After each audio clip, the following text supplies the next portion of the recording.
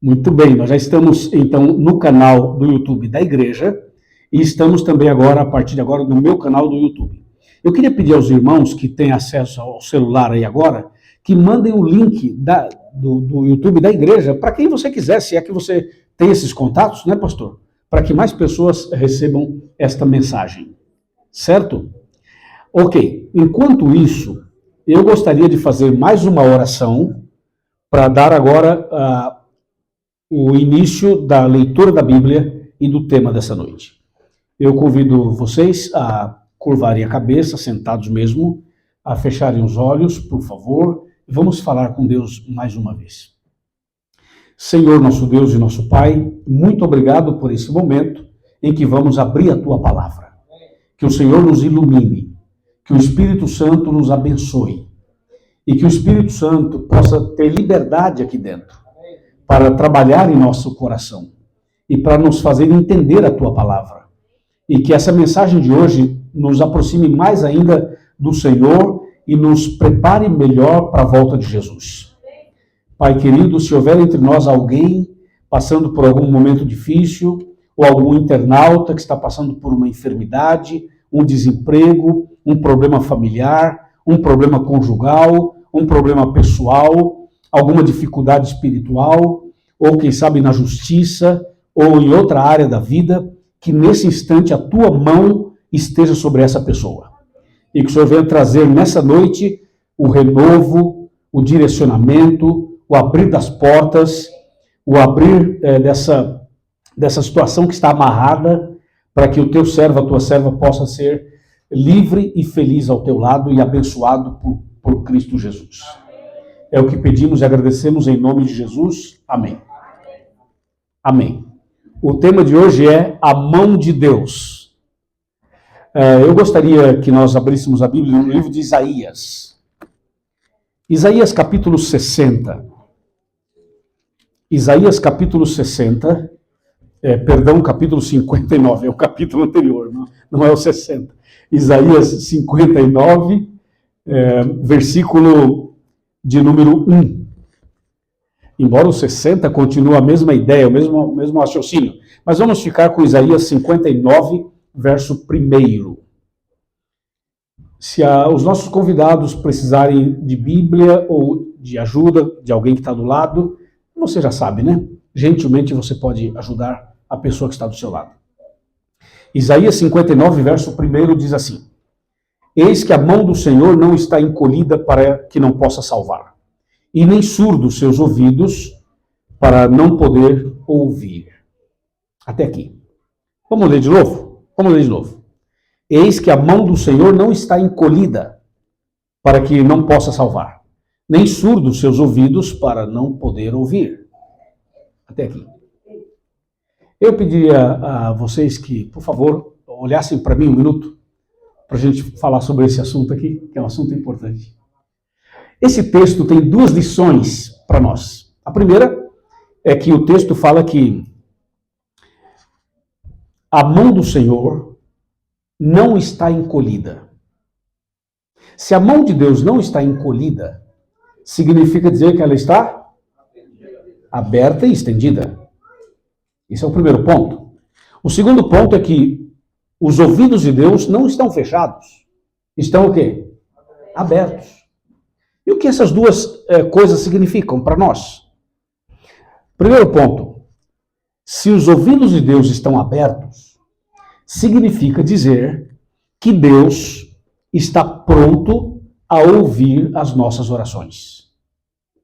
Os ouvidos de Deus estão abertos para ouvir as nossas orações. Irmãos, uma pergunta: Deus ouve as nossas orações? Sim. Você acredita que Deus ouve as orações? Sim. Mas Deus ouve a oração só de quem frequenta a igreja? Deus ouve a oração de quem não frequenta a igreja? Deus ouve a oração das pessoas evangélicas? E das pessoas católicas? E das pessoas espíritas? E dos muçulmanos? E dos hindus? E os agnósticos? Eu estou falando a oração para Deus mesmo, exatamente. Eu quero saber se Deus, o Criador, escuta a oração de um muçulmano. Sim. E um bandido. Sim. E uma prostituta? E um político? Uai! E um artista, se fizer uma oração? E um jogador de futebol? E um jogador de basquete? Deus ouve a oração de todo mundo? Você sabe que esse diálogo que estamos tendo é para abrir um pouco o assunto. Porque quando eu falo esse assunto, ele fez uma colocação ali atrás. Foi corajoso de fazer. Porque muitos pensam assim, mas peraí, Deus ouve a oração do espírita? A pessoa fica assim, né, às vezes questionando. Deixa eu dizer uma coisa. A gente tem assim uma ideia, muitas vezes uma ideia implícita, de que Deus só ouve a oração de quem é certinho. Quer ver? Davi pecou. Sim. E ele orou. Sim. E Deus ouviu? Sim. Ok. O ladrão na cruz conversou com Jesus? Sim. Jesus ouviu? Mas ele não foi ladrão a vida inteira? Não era de uma quadrilha a vida inteira? E na hora da morte ele falou com Jesus, Jesus fez o quê? Ouviu? Sabe o que eu queria dizer para vocês? É o seguinte, é que Deus, toda pessoa que vai a Ele, a Deus, toda pessoa que vai a Deus, Deus está pronto a ouvir a oração daquela pessoa. Só tem uma oração que Deus não ouve. E está em Provérbios. Nós não vamos ler não, eu só vou citar o texto. Sabe o que diz Provérbios? Fala assim, se alguém desviar os ouvidos de ouvir a lei, até a sua oração será o quê? Abominável. Então tem uma oração que para Deus é abominável. Que oração é essa abominável? Eu vou comentar com vocês, vamos conversar sobre isso. Por exemplo, vamos supor que a pessoa seja alcoólatra, ok? Seja alcoólatra. Só que essa pessoa alcoólatra frequenta a igreja, mas gosta de... é alcoólatra, bebe bebida alcoólica, e é um alcoólatra. Aí chega uma pessoa para esse alcoólatra e fala assim, você poderia orar pelo meu marido? Aí ele fala, sim, posso. E qual que é o pedido de oração pelo seu marido? Não, meu marido é um alcoólatra, você pode orar por ele? Sim, posso. Aí um alcoólatra vai orar para outro alcoólatra. Como é que ele vai orar? Senhor, ajuda o fulano de tal, que é um alcoólatra, para que ele fique livre da bebida, sendo que ele também é um... Então, essa oração é abominável, porque ele está sendo contraditório. Agora, o alcoólatra pode orar? Pode. Como que o alcoólatra pode orar? Querido Deus, eu tenho um problema com a bebida, eu tenho lutado para parar, não consigo, e eu sou um alcoólatra, e eu quero pedir para o Senhor me ajudar a vencer. Deus ouve de novo. Você vê a diferença? Você vê a diferença? Então, a oração abominável é aquela em que a pessoa quer pedir para Deus abençoar o outro, para o outro resolver um problema, cujo problema é o mesmo dele. Então, o certo é, nesse caso, orar a Deus por ele se acertar com Deus, e depois orar pelos outros. Nesse caso. Não sei se ficou claro. Ficou claro? Bom, mas Deus ouve as orações, esse é o ponto. Toda pessoa que vai a Deus com sinceridade de coração, e até mesmo que não é sincero também, se a pessoa for a Deus, Deus vai ouvir aquela oração. E tem mais. Deus não só ouve, ele responde também. E esse é um dilema. Eu já conversei com muitas pessoas que dizem assim, eu pedi para Deus, Deus não me respondeu. Eu pedi para Deus, Deus nem me ouviu. Eu clamei, Deus ficou em silêncio, não fez nada. Quer dizer, Deus não está nem aí para mim, entendeu? Deus vai atender outros, mas a mim nunca atende. É muito comum a gente ouvir isso por aí. O problema é que nós achamos que Deus só responde a nossa oração quando Deus fizer aquilo que eu gostaria que ele fizesse. Aí a gente acha que Deus respondeu. Mas você sabe que não é assim. Quem aqui é pai, quem aqui é mãe, sabe quantas vezes você tem que falar não para os seus filhos. E o fato de você falar não significa que você seja contra o seu filho, que você não queira o melhor para ele. Ao contrário, quando você fala um não, é uma maneira de você proteger e cuidar do seu filho. O não de um pai, o não de uma mãe, é, na verdade, um sim para o filho. Só que o filho às vezes não entende. É igual a gente perante Deus. Então Deus, ele responde às nossas orações sempre. Todas as orações. Todas. Ele responde. Só que nem sempre ele fala sim, como você quer. Às vezes ele fala sim, mas às vezes ele fala não. E às vezes ele fica em silêncio e fala assim, o silêncio dele é o seguinte, espera. E essa espera nos incomoda, porque a gente não quer esperar. Já aconteceu com você de mandar um WhatsApp para alguém ou uma mensagem de texto para alguém, e a pessoa, você viu que a pessoa visualizou e não te respondeu, e você às vezes fica um pouco ansioso, dizendo, por que não me responde? Então a gente tem esse problema. E a gente acha que Deus tem que responder a gente na hora, porque se Deus não responder na hora, é porque Deus não gosta de mim, é porque eu fiz algum pecado, é porque eu não sou digno, é porque não sei o quê e tal. Então, gente, Deus responde às orações dizendo sim, dizendo não e dizendo espera um pouco. E essa espera um pouco é uma maneira também didática de Deus, de corrigir muita coisa na vida da gente. E Deus sabe o que é melhor e quando deve dar, se é que Ele vai dar. O detalhe é o seguinte, a gente tem que andar com Deus, independentemente se Ele vai dar o que eu peço ou não. Esse é o ponto. A gente tem que andar com Deus e não esperar essa troca, essa barganha. Ah, eu ando com Deus enquanto Ele me responde. Se Deus me responder mais, então quer saber, eu não vou mais querer saber dele também. Não é assim. Porque se você aplicar essa mesma ideia para Deus, você cria um problema. Já imaginou se Deus se cansasse de você e falasse assim, você peca demais, não aguento mais você, toda hora você está pecando, quer saber? Hoje eu vou cortar o ar que você respira. Imagina, se Deus fosse pagar com a mesma moeda e agir da mesma maneira conosco, seria uma tragédia. Então, irmãos, Deus ouve as orações. Eu queria que cada um aqui, os que estão acompanhando pela internet, você que está no YouTube, você que está aqui presencialmente, por favor, abra os seus ouvidos. Olhem bem para mim, abra os seus ouvidos. Olhem para mim, por favor. Eu estou dizendo uma coisa muito séria. Deus ouve as suas orações. E Deus responde às suas orações. E você vai ver isso na prática. E se Deus falar para você não, Ele vai continuar sendo Deus e você vai continuar sendo filho dele. Filha dele. Mas não é só isso. O texto fala que a mão de Deus não está encolhida, está estendida. E aqui eu queria deixar com vocês uma reflexão que é boa para mim e é boa para cada internauta e é boa para cada um que está aqui. Sabe, quando fala que a mão de Deus está estendida, significa que foi Deus quem fez os céus e a terra, e significa que Deus tem o mundo e o universo inteiro nas suas mãos.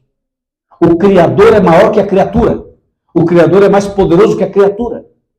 E foi Deus quem criou todas as coisas. E Deus tem tudo sob o seu controle. A mão de Deus não está encolhida, não está fechada, ela está estendida, está aberta. E atenção, irmãos, quem dirige os destinos desse país e do país de onde você veio, quem dirige os destinos do mundo, é o nosso Deus Todo-Poderoso. Quando a Bíblia fala que a mão de Deus não está encolhida, está estendida, significa que Deus está na direção. É como se você desse o volante do carro para Deus dirigir.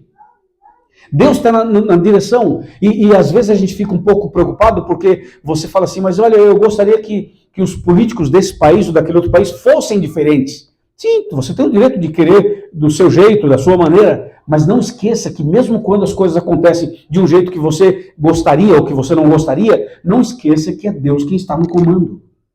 Dá para entender isso ou não?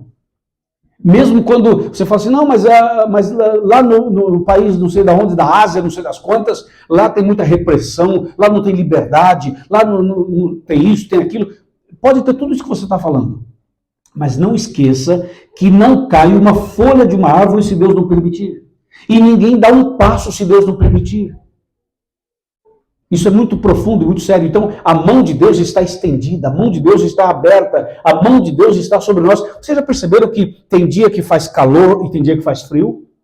É Deus coordenando as coisas. Tem dia que chove, tem dia que não chove. Tem época que é verão, tem época que é inverno. Tem época que é outono. E depois a primavera. Então você tem, Deus está no comando, entende, irmãos? Deus está no comando. Não se desesperem. Confia em Deus. Ele está no comando. E Ele vai conduzir a nossa história até o lugar certo. Até o lugar certo. O que nós temos que fazer é confiar nele, andar com ele e deixar Deus dirigir. Mesmo que as coisas não estejam claras, mesmo que você não entenda, mesmo que não faça sentido para você, mas isso não faz sentido. Eu queria que 2 mais 2 fosse 4, também na matemática bíblica, também na questão espiritual, mesmo quando não faz sentido nenhum. Por exemplo, existem coisas que não estão claras para você e que não estão claras para mim, mas confie em Deus. Deixa Deus dirigir. Nós somos ansiosos e queremos que seja do nosso jeito. Calma. Confia em Deus. Deus está no comando de tudo. Amém, irmãos? Agora, a mão de Deus estendida é o seguinte. Por exemplo, está vendo esse livro aqui? Foi a mão de Deus quem coordenou para que esse livro pudesse existir. Quando eu falo a mão de Deus, vocês estão entendendo. O Espírito Santo inspirou os profetas, os apóstolos, para escreverem a Bíblia. Ou seja, Deus está no comando disso. Quer ver outra coisa? A Bíblia Sagrada não foi escrita por Deus. Ela foi escrita por pessoas, usadas por Deus. Mas a Bíblia registra Deus escrevendo. Sabia que Deus escreveu ou ele não escreveu? Nós vamos mencionar 3 momentos que Deus escreveu. 3. E ao ler os 3, já termina a reunião. 3 momentos em que Deus escreveu. Nós vamos mencionar agora. Primeiro momento, vamos para Êxodo. Êxodo 31, 18. Atenção. Êxodo 31, 18. Atenção você que está vendo a gente pelo canal do YouTube ou por outra rede social, ou você está vendo esse vídeo de alguma maneira, através de alguém, né? Por favor, fique ligado aqui. Nós vamos ver agora, eu vou mencionar 3 momentos que Deus escreveu alguma coisa. E esse aqui é o primeiro dos 3. Êxodo 31, 18. Estamos prontos? Amém. Se alguém precisar de um tempinho para achar o texto, eu espero. Tudo bem, não há problema. Mas vamos lá. Êxodo 31, 18. Gente, esse texto é um dos textos que eu mais gosto. Vamos ver o que diz a Bíblia. Posso ler? Amém? Diz assim: e tendo acabado de falar com ele no monte, qual que é o nome do monte? Sinai. Deus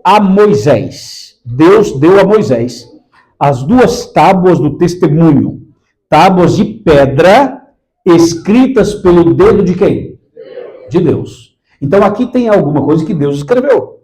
Entendeu? Deus escreveu. Não foi Moisés que escreveu, não foi Samuel, não foi Pedro, não foi João, não foi Daniel, foi Deus. E Deus escreveu com o seu próprio? Vamos lá, pessoal, interaja comigo. Deus escreveu com o seu próprio? Em quantas tábuas? Tábuas do que mesmo? De pedra. Já imaginou alguém escrever numa pedra com o dedo? Deus escreveu em tábuas de pedra. Quantas tábuas? 2 tábuas. E o que Deus escreveu nessas 2 tábuas? Os 10 mandamentos. Deus escreveu 4 mandamentos na primeira tábua e 6 na outra.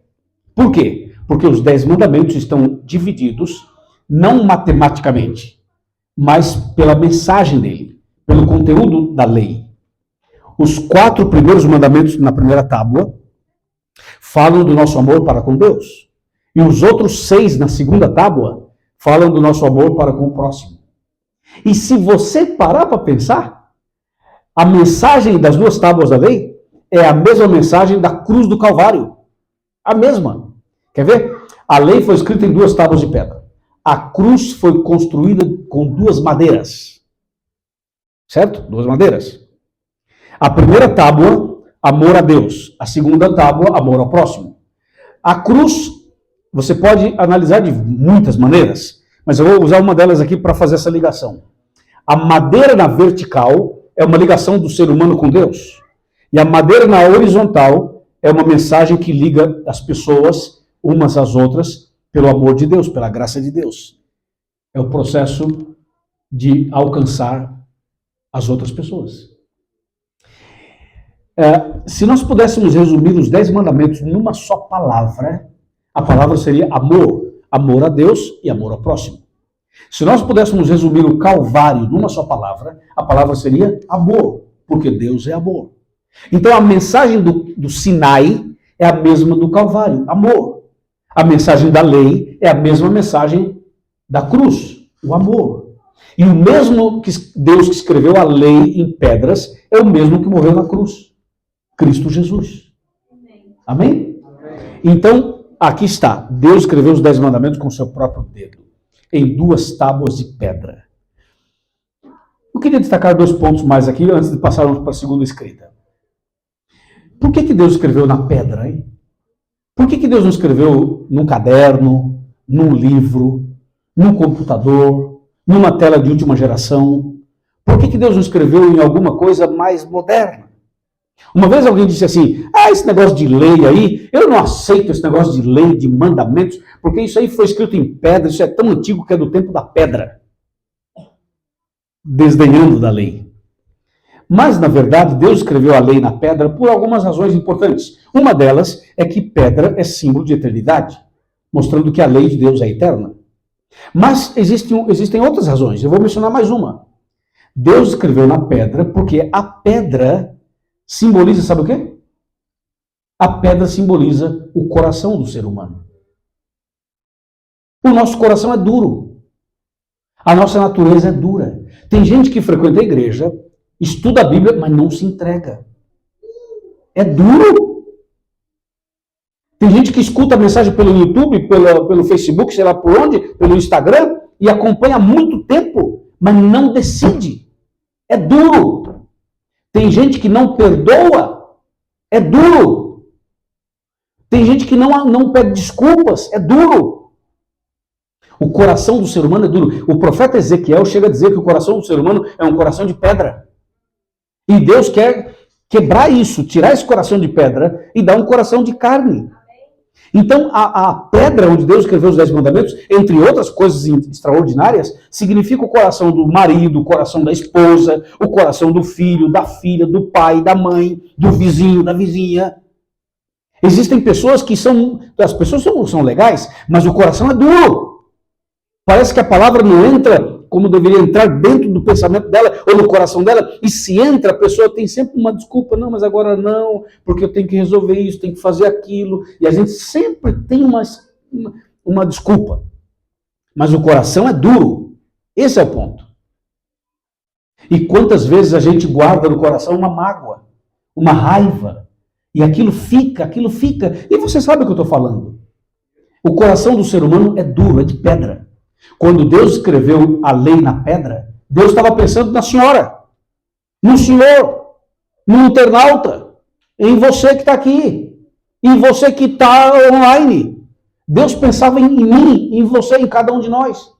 Ao escrever a lei na pedra, Deus estava dizendo assim, olha, assim como eu fui capaz de escrever a lei na pedra, eu sou capaz de colocar minha mão dentro do teu peito, dentro do teu coração, e quebrar esse coração duro que você tem, e mudar essa naturezazinha difícil que você tem, e fazer de você uma nova criatura. Porque nós somos terríveis. Nós, como seres, somos terríveis. Se deixar, a gente acha que sabe mais do que Deus. Se deixar, nós queremos dizer para Deus, você fez errado assim, entendeu? Você cometeu aquele erro ali, você não devia ter criado o Lúcifer, você não devia ter feito a Adão e a Eva. Se deixar, a gente acha que a gente é mais que Deus. Está amarrado. Não é assim. Então, é que a natureza humana, o coração humano é duro mesmo. Então, Deus, quando escreve na pedra, Deus está dando um recado para nós. E Deus está dizendo o seguinte, tem solução para você, sim. Tem solução para o Luiz, tem solução para a Maria, tem solução para o Pedro, tem solução para o José, tem solução para a Isabel, tem solução. Deus é especialista em escrever na pedra. É ou não é? E essa noite Deus pode fazer um milagre aqui dentro. Porque o nosso Deus é o Deus dos milagres. O Aisson. Tem algum Aisson aqui? Ok. Oi, tá cheio de Aisson aqui. Olha lá, um ai lá, ué. Então, veja, Deus pode fazer isso. Irmãos, atenção, não subestime o poder de Deus. E não pense que você sabe mais do que Deus. Deus é todo poderoso. E por isso ele escreveu na pedra ali, e tem esse recado todo para mim e para você. E tem mais. Quando quando Moisés subiu na montanha e Deus desceu lá no Sinai para escrever os 10 mandamentos, você lembra como é que a montanha ficou? A montanha, como é que estava a montanha? Quem lembra? Ela fumegava e ela o que mais? Tremia. Agora, você sabe que aquela montanha é de quê? De areia? É de pedras. Não sei se alguém já foi ao Egito, ao Monte Sinai. Eu tive já a oportunidade, pela graça de Deus, de estar lá. E o Monte Sinai não é como eu pensava que era. Não é uma montanha só. São várias montanhas grudadas uma na outra, formando uma cordilheira, tudo de pedra. Quando você sobe lá no ponto mais alto, você olha assim, você fala, gente, uau, o que é isso? É o Sinai, é o Monte Horebe. E aquele negócio tremeu porque Deus desceu lá em cima, ué. E diz a Bíblia que havia uma nuvem de testemunhas, eram os anjos. Havia trovões, vozes, relâmpagos. Os anjos ali, Deus desceu, Moisés naquele meio, Moisés ficou com um olhão arregaladão assim para ver o que estava acontecendo, e Deus desceu ali de uma maneira sobrenatural, fogo, fumaça, um negócio celestial, e aí o dedo parecendo aquele negócio de fogo escrevendo assim na pedra. Gente, não é brincadeira não. E sabe o que aconteceu com aquela montanha, aquela cordilheira inteira? Aquilo tremia, porque Deus estava lá. Agora, me diz uma coisa, olhe bem nos meus olhos e me diga uma coisa. Deus está aqui essa noite? Sim, Deus está aqui. Deus está aqui porque Deus está sempre, os filhos dele estão reunidos. Deus está aqui. E se Deus está aqui, você, meu irmão, e você, minha irmã, e você, internauta, não pode sair daqui do jeito que você entrou. Porque, veja, se Deus está aqui, você não pode voltar para casa assim como se nada tivesse acontecido. Como foi? Foi legal. Tinha um camarada lá falando na frente lá. Gostei lá do que ele falou. Sabe assim? É como se você tivesse ido ao supermercado. Ou como se você tivesse ido a um restaurante. Não, nós estamos na casa de Deus. Deus está no meio de nós. E se Deus está aqui, você, no mínimo, me escuta, por favor, no mínimo, nós temos que, nessa noite, sentir o coração tremer dentro do peito. Porque se a gente vem para cá e sai, volta para casa, como se nada tivesse acontecido, você é mais duro que uma montanha de pedras? Ora, se a montanha de pedras tremeu, não resistiu à presença de Deus, como é que nós agora vamos estar na presença de Deus e gelado? Algo tem que acontecer. A montanha tremeu porque Deus estava lá. E nós deveríamos ter esse temor e esse tremor, porque Deus está aqui. E mais, o Deus que escreveu a lei ali foi o mesmo Deus que numa outra ocasião escreveu uma outra mensagem num outro lugar. Vamos abrir a Bíblia e ver? Vamos para Daniel. Daniel está no Antigo Testamento também. Fica logo depois de Ezequiel. Daniel, capítulo 5. Esse é um texto extraordinário. Daniel 5. Nós vamos ler o verso 1 e o verso 2. E depois nós vamos para o verso 25. Aliás, o verso 24. Daniel 5, versos 1 e 2. E depois vamos para o verso 24, do mesmo capítulo. Ok? Atenção, você que está vendo a gente pela internet, pelo canal da igreja ou pelo meu canal do YouTube. Por favor, atenção aqui para essa reflexão que vamos fazer juntos. Repito, Daniel 5, versos 1 e 2. Diz assim: o rei Belsazar deu um grande banquete. Para quantas pessoas? Para 1000. 1000 do povão ou dos grandes? Dos grandes. E bebeu vinho na presença dos 1000. Verso 2. Enquanto Belsazar bebia e apreciava o vinho, mandou trazer os utensílios de ouro e de prata que Nabucodonosor, seu pai, tirara do templo, que estava em Jerusalém, para que neles bebessem o rei, os seus grandes, as suas mulheres e as suas concubinas. Até aqui. Imagina uma festa para 1000 dos cabeças, dos líderes. Gente, uma festa para 1000 pessoas é uma festa grande, não é? E ele reuniu no salão principal de Babilônia e fez a festa. E o que tinha nessa festa? Tinha bebida alcoólica, tinha droga, tinha prostituta. Era um carnaval de salão. Ou seja, vocês viram pelo texto aqui que já ficou claro o que tinha ali. Só que tem um detalhe, além de tudo isso que eu falei, tem um outro detalhe. Diz que Belsazar, ele apreciava o vinho e ele mandou trazer os utensílios de ouro e de prata que o pai dele havia trazido do templo. Ou seja, ele oferecia as bebidas alcoólicas nos vasos sagrados do templo. Imagina, uma cerveja aqui, no vaso sagrado do templo. Um uísque aqui, no vaso sagrado do templo. Ou seja, botava a bebida alcoólica nos vasos sagrados do templo e dava para o povo beber. Era uma rebeldia aberta. Era uma atitude estranha ali. E a festa ia rolando. Foi rolando a festa.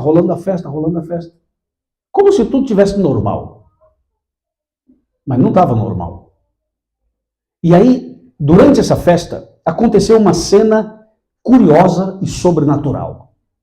apareceu uma mão. Olha a mão. O tema do sermão de hoje é a mão de Deus, né? Apareceu a mão. Só a mão. Imagina você, você está aqui, de repente aparece uma mão aqui, ô Samuel, escrevendo na parede, apareceu ali. Aí aparece uma mão ali escrevendo. E quando apareceu a mão, escreveu uma frase em aramaico. Veja o que diz o verso 24. Daniel 5, 24. Então, da parte dele foi enviada aquela mão que traçou esta escritura. Verso 25. Esta, pois, é a escritura que se traçou. Mene, Mene, Tekel e Parsim. Essa foi a frase. E esta é a interpretação. Mene significa, contou Deus o teu reino e deu cabo dele. Tekel, pesado foste na balança e achado em falta. Pérez, dividido foi o teu reino e dado aos medos e aos persas. Ou seja, aquela mão que apareceu lá é a mesma mão que criou os céus e a terra. É a mesma mão que escreveu os 10 mandamentos. É a mesma mão que conduz os destinos do mundo. É a mão de Deus. Só que essa mão agora escreve na parede da festa, lá em Babilônia, uma frase de juízo. Deus estava dizendo para Belsazar, enquanto você bebe, enquanto você usa essas drogas aí, enquanto você se prostitui, enquanto você usa os vasos sagrados do templo, você está perdendo o reino. Enquanto você está com a festa, os medos e persas estão invadindo Babilônia e você nem está percebendo. E sabe que isso aqui eu fico pensando, dá medo. Eu fico pensando em mim. E queria que cada um pensasse em si. Enquanto eles faziam essas coisas, eles estavam perdendo o reino. Toda vez que a gente se volta para aquilo que não é da vontade de Deus, nós estamos perdendo o reino.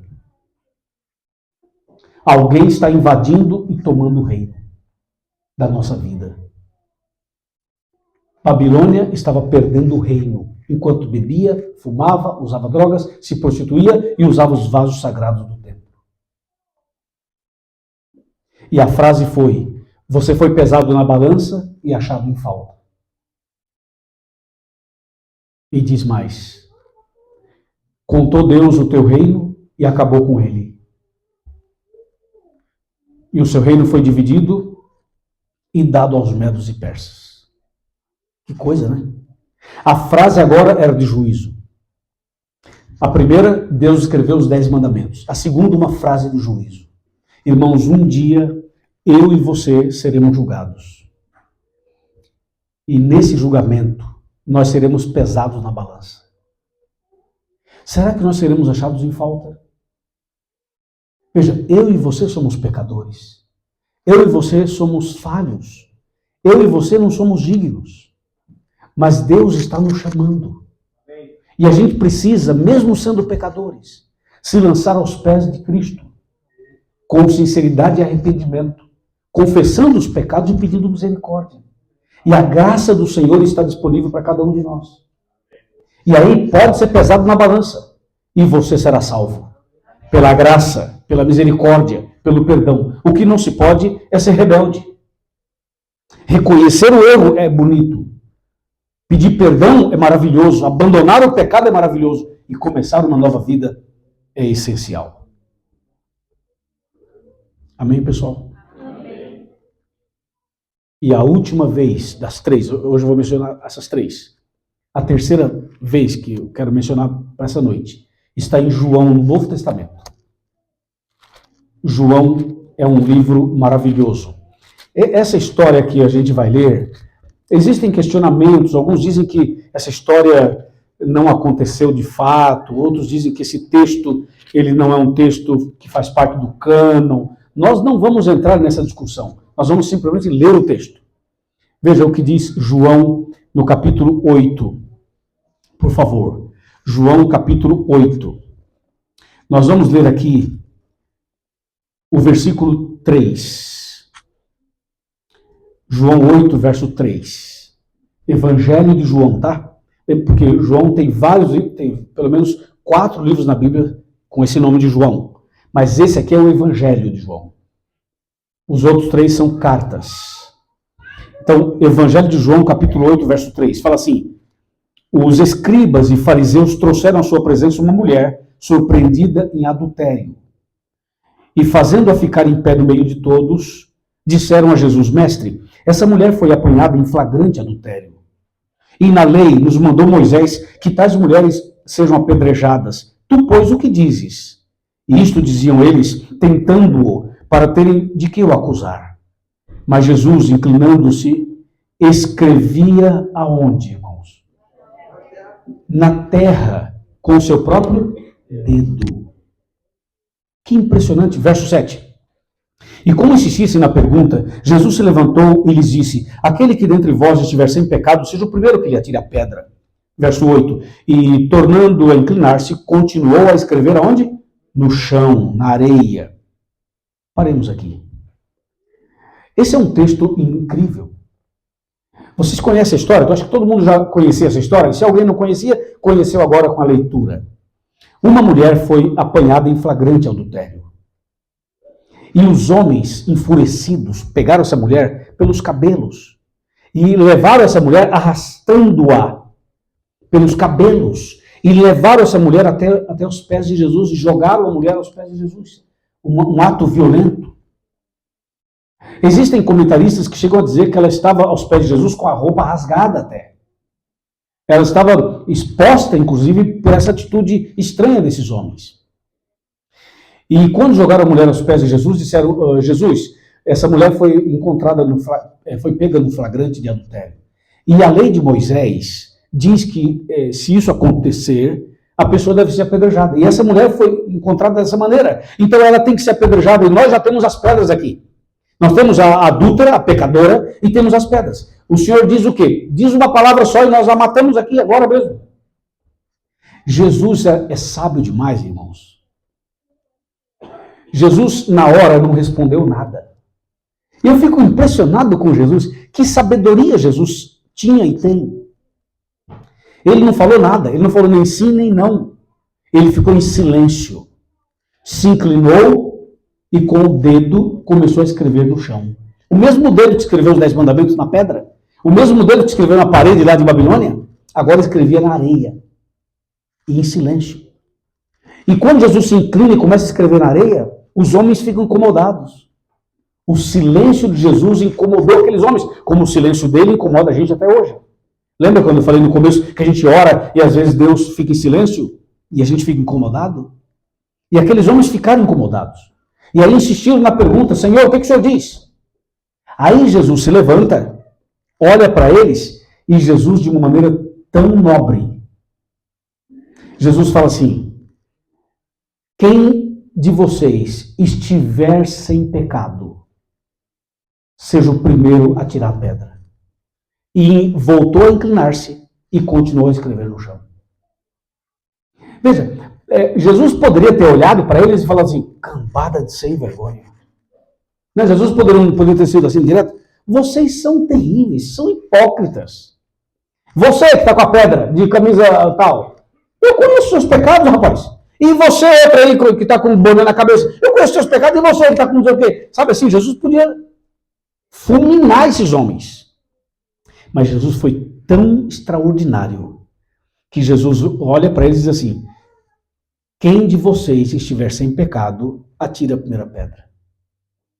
Olha que sabedoria. Veja, as pessoas, quando leem isso na Bíblia, não entendem direito. Mas aqueles homens que ouviram isso entenderam. O que Jesus estava dizendo a eles? Jesus estava dizendo a eles assim, ó: vocês querem apedrejar a mulher, ela é prostituta, eu sei que ela é prostituta. Mas ela está aqui porque ela quer mudar de vida. Ela já tentou mudar de vida outras vezes, não conseguiu. Mas ela está aqui e ela vai mudar de vida. Agora, tem uma coisa que eu queria falar para vocês. Sabe por que ela é prostituta? Porque vocês são os clientes dela. Vocês estão querendo apedrejá-la, mas se existe uma prostituta, é porque existem os prostitutos. Jesus não disse essas palavras, mas é como se ele tivesse dito. Quando ele fala assim: se alguém de vocês estiver sem pecado, tem alguém sem pecado, ou seja, tem alguém que nunca se deitou com ela? Se tiver, que seja o primeiro a jogar pedra. É isso que ele estava dizendo. E os camaradas entenderam o recado e foram embora. Um a um, jogaram as pedras e foram embora. Porque eles tinham culpa no cartório. Eram tão prostitutos quanto a mulher. Só que eram mais terríveis. É aquele negócio do alcoólatra querer orar para o outro alcoólatra parar de beber. Aí Jesus então levanta e fala para a mulher: onde estão os teus acusadores? Ela falou: não sei, foram embora. E ninguém te condenou? Não, eu também não te condeno, vai e não peques mais. Mas tem um detalhe: quando Jesus se inclina e escreve no chão, o que será que ele escrevia? Há uma discussão muito grande sobre o que ele escrevia. Mas nós sabemos, por comentários bíblicos, que Jesus estava escrevendo os pecados daqueles homens na areia. Aí eu fico impressionado. Jesus estava escrevendo os pecados daqueles homens na areia. Pensa comigo nisso.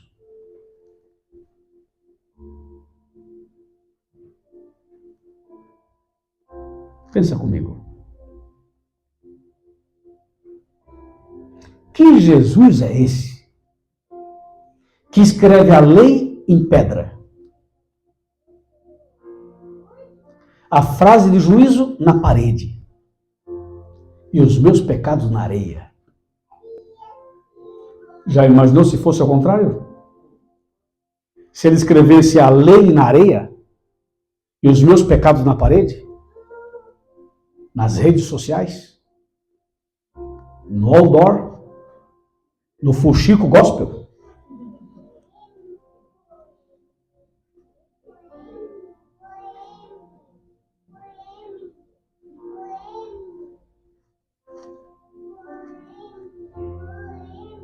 Já imaginou?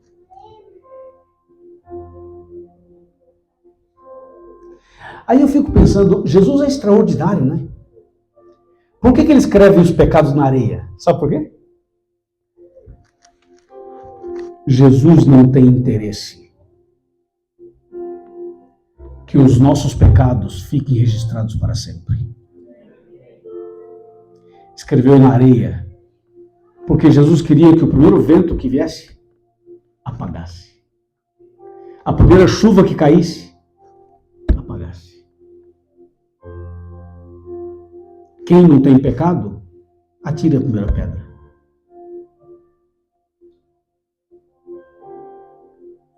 Ele não quer que os pecados fiquem registrados para sempre. Esse é o nosso Deus, que tem o mundo em suas mãos, que escreve uma lei maravilhosa nas pedras, que dá uma mensagem dura de juízo na parede, mas que sabe compreender a luta de cada um de nós. Ele ama você. Ele ama você. Mas te ama tanto, tanto, que você e eu nunca vamos entender isso. Nunca vamos entender o quanto Ele nos ama. E tem mais. Ele é tão extraordinário que no reino dos céus, na vida eterna, Jesus vai nos transformar completamente. Ele vai tirar de nós até as cicatrizes do nosso corpo. Uma cicatriz de um acidente, de uma cirurgia. Ele vai nos tornar perfeitos em tudo. Mas Ele mesmo não vai tirar dele as cicatrizes. Uau! Ó que Jesus maravilhoso. Só vai ter uma pessoa na eternidade com cicatriz. É Jesus. E se alguém perguntar que feridas são essas nas suas mãos, ele vai dizer assim: essas feridas são as feridas com as quais eu fui ferido na casa dos meus amigos, porque eu morri.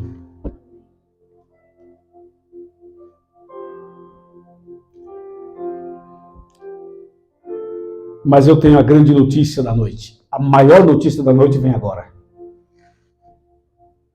Atenção, internauta. Atenção você que está no canal da igreja e atenção você que está no canal, no meu canal, aqui. E você que está vendo nesse outro canal aqui. A grande notícia, prepare-se. Eu vou dar agora para você.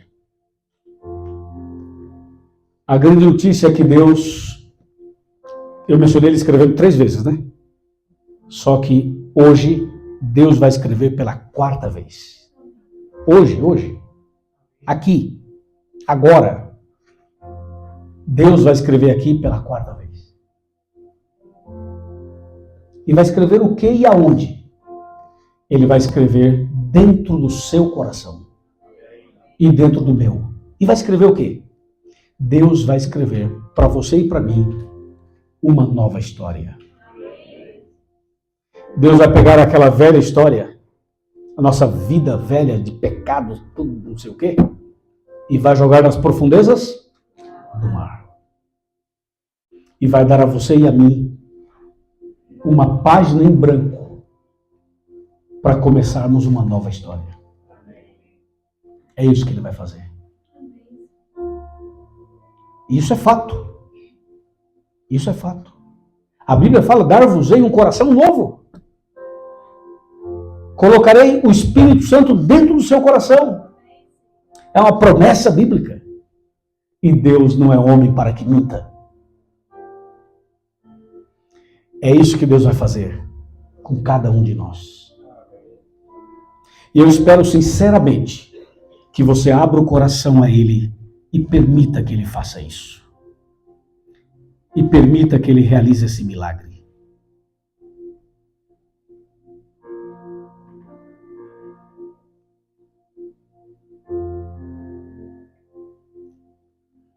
Quantos de nós desejam essa noite receber essa bênção de Deus, escrever uma nova história para nós mesmos? Levanta a mão. Fica em pé. Fica em pé. Aí onde você está. Isso, levante-se. O levantar significa, eu quero que Deus faça isso para mim. Eu quero que Deus faça isso no meu coração. E agora eu queria pedir gentilmente, aqueles que estão conosco, que não são membros da Igreja Adventista, que levantaram a mão no começo, eu queria pedir aos irmãos que os convidaram, você que convidou essa pessoa, para que você colocasse a mão no ombro dele, no ombro dela, e viesse com essa pessoa bem aqui na frente, bem aqui pertinho. Que você viesse bem aqui pertinho. Eu vou pedir, Rafa, você pode me colocar isso aqui, lá no cantinho, lá perto da caixa de som, por favor. Obrigado, Rafa. Vem aqui, venha com a pessoa que você convidou. Tá bonita essa cena, hein? Muito legal. Obrigado, viu? Obrigado. Venha com a pessoa que você conhece, você talvez seja um amigo, uma amiga, um parente, alguém que você convidou. Vem aqui. Isso. Muito obrigado, viu? Muito obrigado. Você veio sozinha? Ah, tá. Aqui estão juntos ali, tá junto. Ali também estão juntos. Maravilha, lá também. Tá faltando alguém, não tá? Eu não conheço ainda as pessoas, então eu estou imaginando apenas. Mas se tiver mais alguém, você que está aqui, você irmão, observa, se tiver alguém que você fala, não, essa pessoa não foi, está sozinha, pode ir lá e falar, posso ir com você? Aí vem com a pessoa. Assim, bem tranquilo. Pode vir com a pessoa.